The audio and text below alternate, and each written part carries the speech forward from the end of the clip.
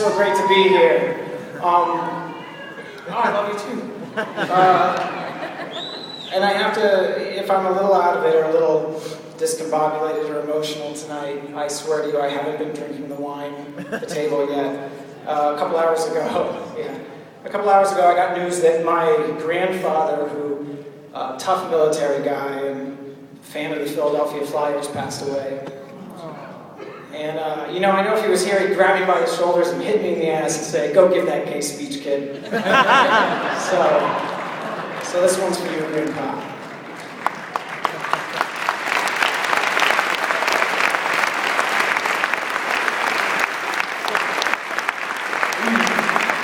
So family, right? That's why I love Utah. Family. I grew up, probably like a lot of people here, I grew up in this very conservative Mormon family. And I'm not going to blame that for everything. I also grew up in the military and in Texas. Stacked up.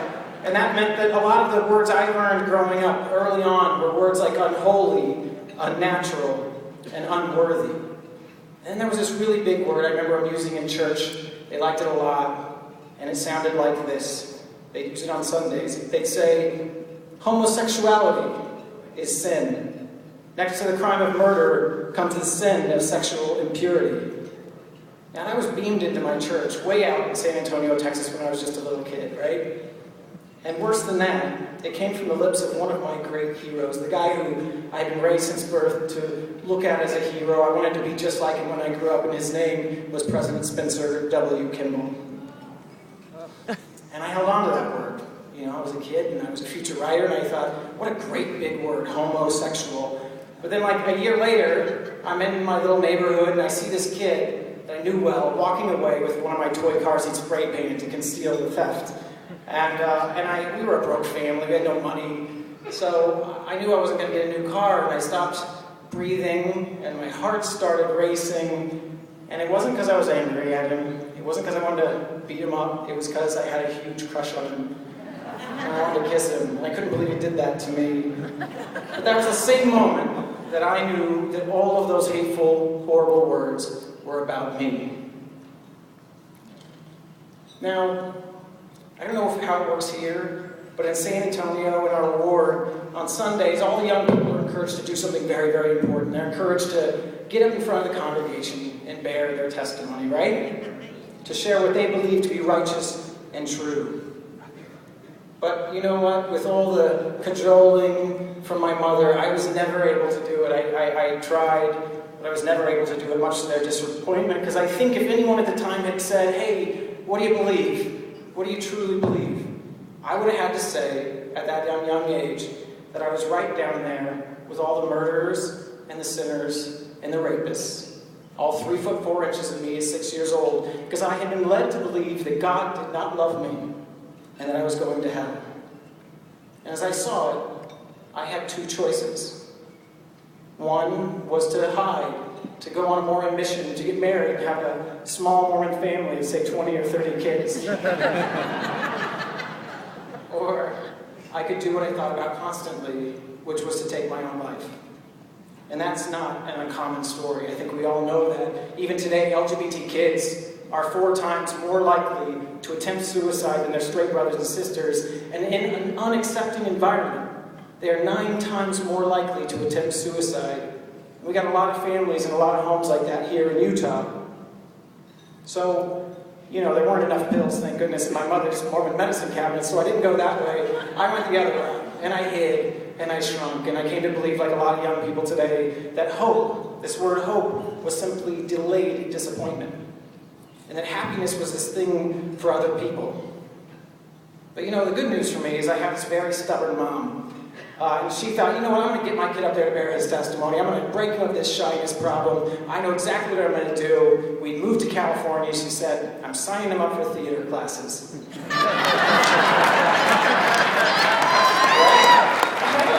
My mom knew what drama club was all about. It's not the most butch club on campus now, is it? So I liked it. I really liked it a lot. And I got into summer stock theater, and somewhere around the summer of 1988, I had this theater teacher. He was like a camp counselor almost, and he gathered a group of us together, and he changed my life forever.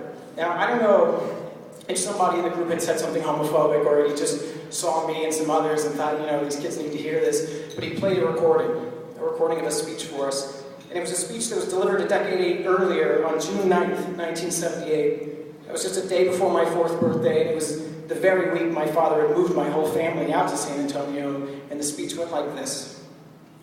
Somewhere in Des Moines, or San Antonio, there is a young gay person who all of a sudden realizes that he or she is gay, knows that if the parent finds out, they'll be tossed out of the house. The classmates will taunt the child, and the Anita Bryants and John Briggs are doing their bit on TV, and that child has several options: staying in the closet or suicide. And then one day, that child might open up the paper and it says, homosexual elected in San Francisco, and there are 2 new options. One option is to go to California, or to stay in San Antonio, or I say Utah, and fight.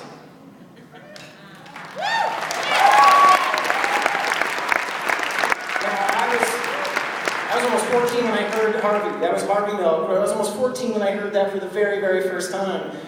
And it was the first time I'd ever heard of a leader who wasn't leading with fear. He was leading with hope. And for the first time in my life, his brand of hope included me. And I often think about him. I think about him a lot whenever I come out here to Salt Lake, which I try to come out here as often as possible. And every time, my friends look at me like, you gonna be okay? Is there something wrong with you? Why are you heading out there? And it reminds me of a Harvey Milk, quote, saying, he always said that this war against homophobia is a war against fear. Fear of the unknown and fear of what is different. And that is where we are right now in Utah in this LGBT fight. The fight here is not about marriage, not yet. The fight is still about the freedom to come out. And I gotta tell you, I talk about Utah all the time outside of this state, and I don't think folks always understand why it's so incredibly important that we pass full and inclusive housing and employment non-discrimination in this state. And I'll tell you why it is so incredibly important that we have this freedom to come out and live authentically as who we are, as how God made us, without the fear of losing our home and our job. And why is this so incredibly important? Why does this step always have to come first in the gay rights movement? Why has it always been the watershed movement, a moment for LGBT rights? And I'll tell you, it's a thing called visibility. Visibility is the thing that this movement, it's the challenge this movement has struggled with since the beginning, because we are not always immediately identifiable.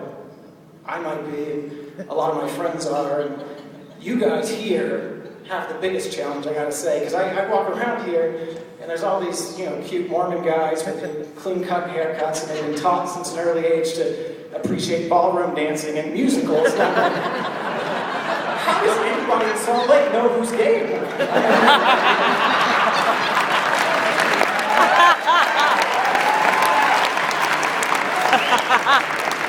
But all kidding aside, it's so incredibly important, especially here, that we make ourselves known in this fight for LGBT rights. Because the most powerful thing we have as a people is our own story, right? And we gotta feel free to share it without repercussion. So that everyone in Utah, everybody in Utah, finds out that they know and love or work with a gay or lesbian